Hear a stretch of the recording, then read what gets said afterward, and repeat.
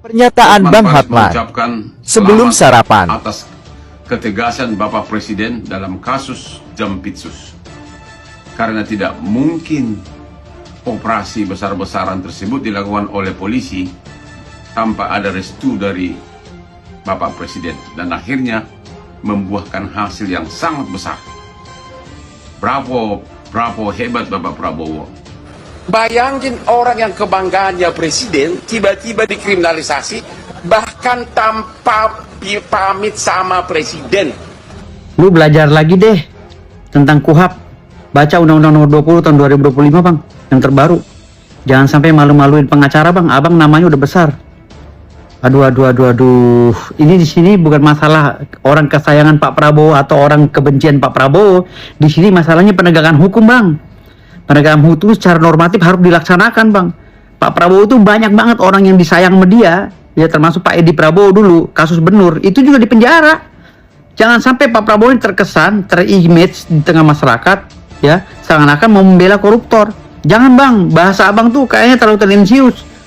Padahal Pak Prabowo saya yakin nggak mau tuh hal seperti itu, walaupun itu orang kesayangannya. Masih banyak kok kader-kader lain, kader Pak Prabowo yang bisa bekerja tanpa harus korupsi. Percuma dong Bang, sama aja dengan mencuci muka pakai air kotoran Bang, pakai air comberan. Kalau seandainya kita nih nangkep-nangkepin koruptor, tapi kita sendiri juga koruptor, pejabatnya Jampitsus si Febri ini. Tanya kepada Kapolri, hei kenapa nggak nanya Pak Prabowo dulu sebelum melakukan ini terhadap tangan kanan dari yang dibanggakan oleh Presiden Prabowo? Tanya. Saya baru tahu tidak ada izin. Itu bayangkan coba. Ini bahaya nih, seolah-olah Presiden Prabowo itu belum atau tidak memberikan restu atas penggeledahan terhadap harta Jampitsus Febri Adriansyah. Dan ini perlu diklarifikasi oleh Istana, apakah benar Presiden Prabowo tidak memberikan izin atau belum memberikan izin terkait penggeledahan Polri terhadap Jampitsus Febri Adriansyah sebagaimana yang diungkapkan oleh Bang Hotman Paris sebagai pengacara Febri Adriansyah sekarang. Biar tidak menjadi simpang siur di antara masyarakat Indonesia, jangan sampai ini dianggap sebagai kompetisi antara kejaksaan dengan Polri, antara Solo dengan Istana atau Pak Prabowo sendiri sebagai seorang presiden.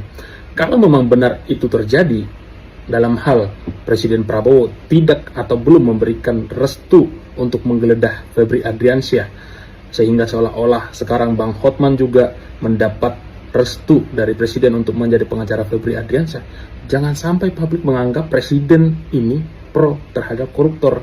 Dulu sempat bikin heboh lewat sindiran pedasnya Hotman Paris di media sosial tentang carut-marut status hukum ex Jampitsus Febri Adriansyah. Kini sikap Hotman Paris berubah total 180 derajat setelah resmi ditunjuk sebagai kuasa hukum sang pengacara kondang, langsung pasang badan paling depan menghadapi pertanyaan tajam publik dan awak media yang menyudutkan si Febri. Nah, sekarang Hotman Paris sibuk bela Febri. Mungkin panggungnya bakal ramai seperti drama Sambo, Jessica Wongso, Mario Dandi, Roy Suryo, dan Nadiem Makarim. Masyarakat akan sibuk mengunyah berbagai teori konspirasi yang absurd. Aspek hukum akan terpinggirkan, aspek politik atau drama lebih dikedepankan. Strategi yang dilakukan Hotman Paris dalam membela Febri Adriansyah merupakan bentuk nyata dari taktik trial by press. Strategi ini sengaja menggeser substansi perkara dari korupsi material menjadi komoditas politik demi mengaburkan esensi hukum. Ada beberapa alasan utama mengapa narasi tersebut berpotensi menyesatkan publik dari jalur penegakan hukum yang objektif. Nah, yang pertama, membelokkan isu korupsi menjadi konflik ego lembaga. Alih-alih fokus membedah pembuktian pasal korupsi PT Asabri, Batubara PLN, atau Krakatau Steel, narasi yang dilempar justru mempertanyakan etika kepolisian yang tidak pamit ke Prabowo saat menetapkan Febri menjadi tersangka, publik akhirnya digiring untuk menonton drama gesekan antar institusi Polri plus Kejaksaan, bukan mengawal transparansi aliran dana korupsinya. Yang kedua, logika sesat kebanggaan presiden kebal hukum. Membawa jargon bahwa kliennya adalah orang kepercayaan atau kebanggaan presiden menciptakan miskonsepsi berbahaya di masyarakat. Secara hukum pidana, prestasi masa lalu atau kedekatan politik seseorang tidak boleh menggugurkan status hukum jika penyidik telah menemukan minimal 2 alat bukti permulaan yang sah. Jika publik membenarkan narasi ini, asas quality the law akan runtuh, memanfaatkan sentimen emosional demi keuntungan opini.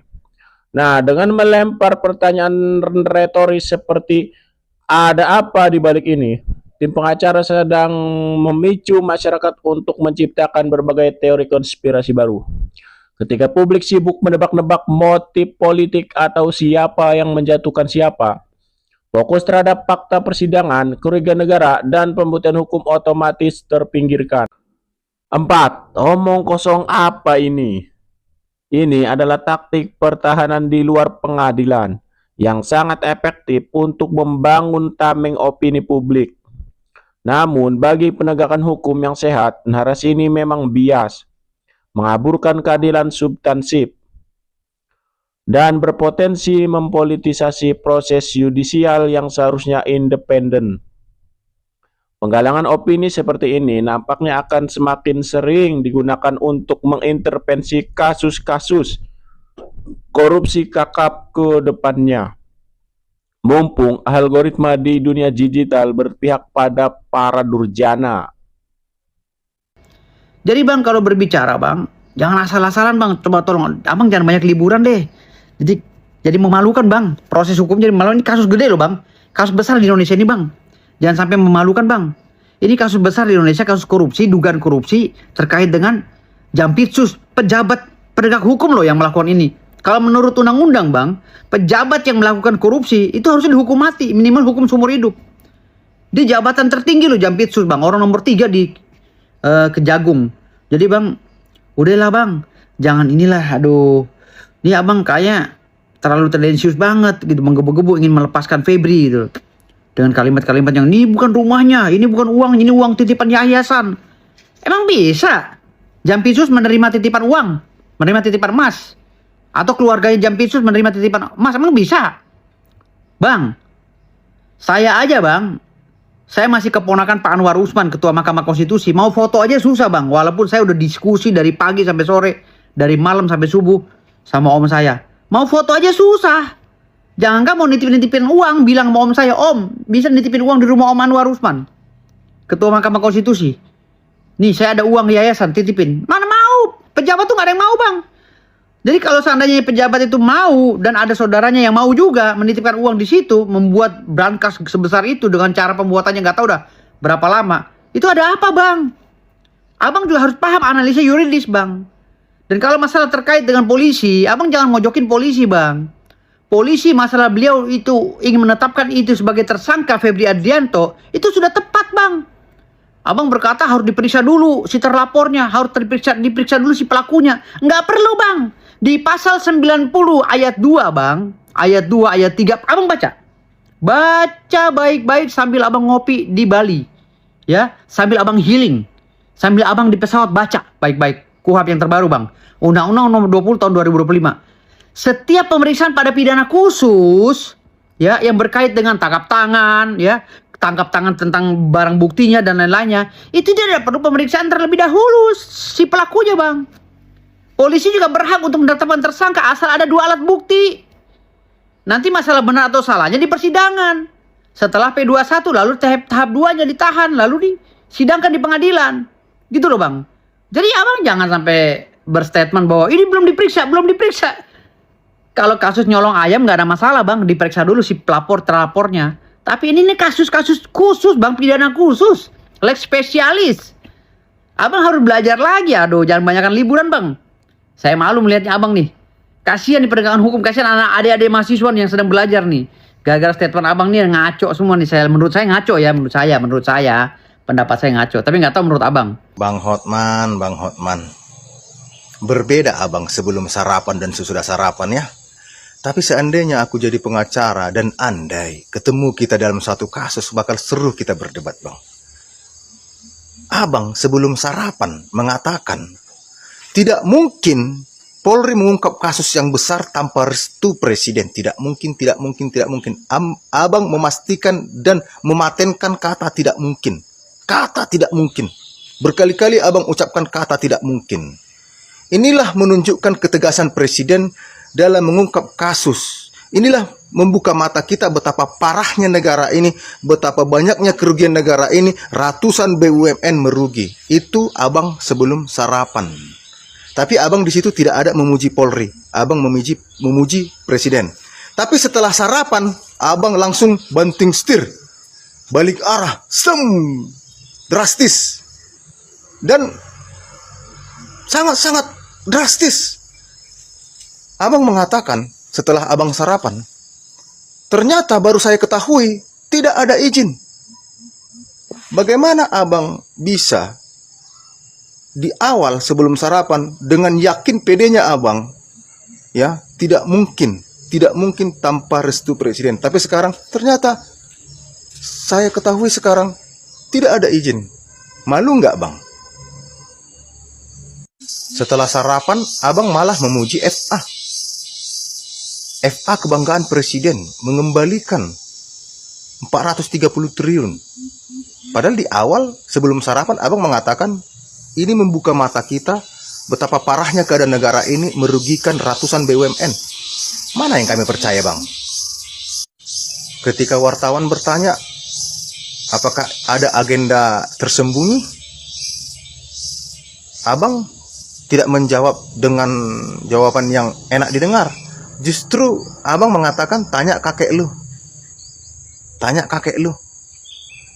Tapi itulah memang orang yang merasa hebat ini ketika nggak suka menjawab atau tidak ingin lidahnya kepleset, maka yang keluar itu omongan yang merendahkan. Itu memang biasa diucapkan oleh orang yang merasa dirinya berkuasa hebat. Lalu abang juga mengatakan, mana bisa saya menafsirkan orang lain? Padahal sebelum sarapan abang bisa menafsirkan bahwa yang dilakukan Polri ini tidak mungkin tanpa restu presiden. Termakan omongan sendiri kan bang? Lalu ketika wartawan bertanya apakah Kapolri tidak tahu, tanya aja langsung Kapolri. Kalau memang lu nggak pengecut, tanya langsung Kapolri. Lalu abang mengatakan, shut up, diam. Kalau lu punya otak, lu pasti tahu jawabannya. Abang pengen menunjuk ke arah ya LSP, tapi abang tidak mau mengeluarkannya. LSP, tapi abang tidak mau mengeluarkannya. Abang melemparkannya ke wartawan. Jago abang. Tapi bang, kenapa abang mengatakan baru itu saja sudah dipermalukan? Baru itu saja. Uang ratusan miliar dan 74 kg emas murni, abang katakan baru itu saja sudah dipermalukan. Lalu abang mengatakan secara hukum tidak terpenuhi, secara sopan santun tidak terpenuhi, dan tidak menghargai pimpinan atasan. Apakah kalau menangkap penjahat harus izin presiden? Apakah penjahat kalau dekat dengan presiden tidak bisa ditangkap oleh polisi? Apakah separah ini negara ini, Bang Hotman? Berarti polisi tidak punya power sekarang di zaman pemerintahan Prabowo Subianto, ya kan Bang Hotman? Semangat Bang, semangat. Ingat, nanti di akhirat yang ditanya itu perbuatan kita, hukum Taurat, 10 hukum Taurat itu. Pernahkah engkau bersaksi dusta? Pernahkah engkau menyatakan hal-hal yang tidak benar? Pernahkah engkau menjerumuskan orang-orang yang terzolimi, itu yang kita tanya nanti Bang. Oke?